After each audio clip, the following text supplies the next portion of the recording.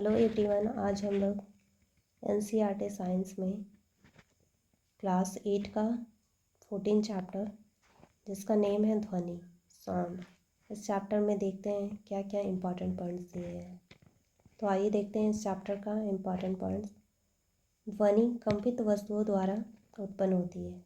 वाक् यंत्र ऊतकों से बने दो परत होते हैं जिन्हें वाक् तंतु कहते हैं। वाक् तंतु के कंपित होने के कारण ध्वनि उत्पन्न होती है। पुरुषों के वाक् तंतु की लंबाई लगभग 20 मिलीमीटर एवं महिलाओं के वाक् तंतु की लंबाई लगभग 15 मिलीमीटर होते हैं। बच्चों के वाक् तंतु बहुत छोटे होते हैं। ध्वनि के एक जगह से दूसरी जगह जाने के लिए माध्यम की आवश्यकता होती है। ध्वनि किसी माध्यम में सभी दिशाओं में संचरित हो सकती है। दोलन गति एक ही पथ पर एक निश्चित बिंदु के इधर उधर बार बार गति करना कंपन कहलाता है। इस गति को दोलन गति भी कहते हैं। दोलन गति में आपका झूला की गति हो जाएगा। फिर आपका घड़ी का बेल, जो घर में वो वाल वाच होता है ना, दीवार घड़ी, जिसमें आपका बेल भी लगा रहता है, जो आजकल तो हर घंटे पे आवाज़ करती है, न तो पहले, या फिर ऐसा होता होगा 3 बजे, 9 बजे, 6 बजे, 12 बजे, या फिर हर घंटे में वो बजती है। तो उसकी जो गति है बेल की, वो गति हो जाएगा। आयाम आयाम कंपन करती वस्तु के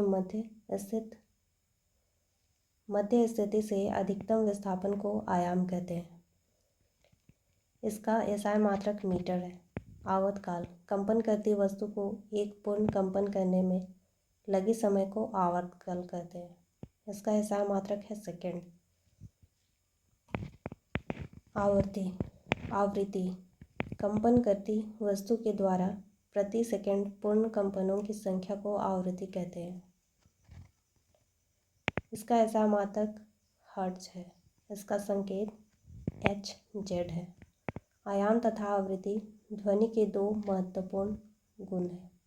ध्वनि की प्रबलता ध्वनि उत्पन्न करने वाले कंपनों के आयाम के वर्ग के समानुपाती होता है। ध्वनि की प्रबलता का मात्रक डेसिबल है। ये आपके लिए मोस्ट इम्पॉर्टेंट है। ध्वनि स्रोत और ध्वनि की प्रबलता। सामान्य श्वास 10 dB, मंद फुसफुसाहट 30 dB, सामान्य बातचीत 60 dB, व्यस्त यातायात 70 dB, औसत फैक्ट्री 80 dB। ये आपके लिए डेसिबल में जो दिया गया है ध्वनि के स्रोत और कितनी प्रबलता है उसकी ध्वनि की, वो, और ध्वनि की एसआई मात्रक क्या है, ये आपके लिए मोस्ट इम्पॉर्टेंट है, एग्जाम में आ चुका है।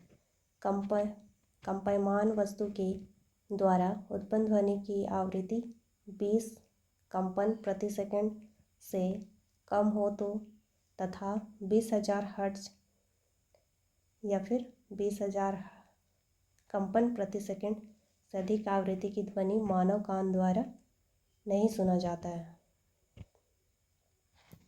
मतलब 20 हर्ट्ज से 20,000 हर्ट्ज के बीच की ही ध्वनि को हम लोग सुन सकते हैं। अर्थात 20 हर्ट्ज से 20,000 हर्ट्ज की ध्वनि की आवृत्ति वाले ध्वनि को मानव सुन सकते हैं। वैसी ध्वनि जिसकी आवृत्ति 20 हर्ट्ज से 20,000 हर्ट्ज तक हो उसे श्रव्य ध्वनि कहते हैं। कबूतर, कटल मछली, हिप्पो इत्यादि 20 हर्ट्ज से कम आवृत्ति वाले ध्वनियों को सुन सकते हैं।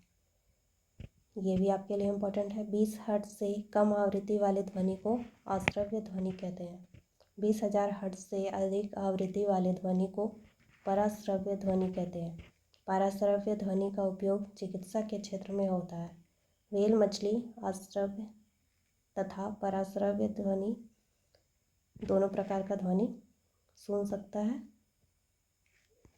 व्हेल मछली ध्वनियाँ सुनने में अप्रिय लगती है उसे शोर कहते हैं। जो ध्वनियाँ सुनने में मधुर लगती है उसे सुरीली ध्वनि कहते हैं। ध्वनि निर्वात में संचरित नहीं हो सकती है या फिर नहीं होती है। वेल किस प्रकार का ध्वनि सुन सकता है? तो आश्रव्य ध्वनि और पराश्रव्य ध्वनि, मतलब कि जिसे मानव नहीं सुन सकता है। वो रेंज जो 20 हर्ट्ज से कम है और 20,000 हर्ट्ज से ज़्यादा है, वो दोनों प्रकार की ध्वनि को वेल मछली सुन सकता है। पराश्रव्य ध्वनि जो है वो आप नहीं सुन सकते, मानव नहीं सुन सकता है, और आश्रव्य ध्वनि भी मानव नहीं सुन सकता है। अब 20 हर्ट्ज से कम ध्वनि वाले कौन कौन सुन सकते हैं? कबूतर, कटल मछली और हिप्पो। और मानव किस प्रकार की ध्वनि, कितने आवृत्ति वाले ध्वनि को सुन सकता है? तो 20,000 हर्ट्ज से कम और 20,000 हर्ट्ज से ज़्यादा ध्वनि, मतलब आवृत्ति वाले ध्वनि को। और ये ध्वनि स्रोत, ध्वनि की प्रबलता और ध्वनि की प्रबलता का मात्रक क्या है, ये आपके लिए इम्पोर्टेंट है। फिर आपका आवर्तकाल का एसआई मात्रक, आवृत्ति का एसआई मात्रक, आयाम का एसआई मात्रक, फिर आपका गति कितने प्रकार के हैं और इसके एग्जाम्पल आपके लिए इम्पोर्टेंट है। तो देख लीजिएगा।